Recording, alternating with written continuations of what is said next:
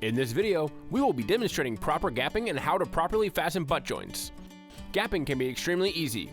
Using any of the fastening systems will automatically create the proper side-to-side gap between deck boards. On your butt joints, you won't have a fastener to do that for you, so you'll want to refer to our gapping chart to assist you in putting a gap in by yourself. A key takeaway from the chart is that the temperature matters a lot for the gap you decide to set. Be sure to adjust your gap according to the temperature when you install. Before you secure your boards down, you'll want to make sure that you have your additional nailers in where the butt joints occur. This is so you will have something to fasten your board to. Another important point to make is that you will need 4 fasteners total at each butt joint. You cannot share fasteners here, so you'll need 2 at the end of one board and 2 at the beginning of the next board. Here's what it'll look like. Check out all the helpful tips and information we have on UltraDeck.com.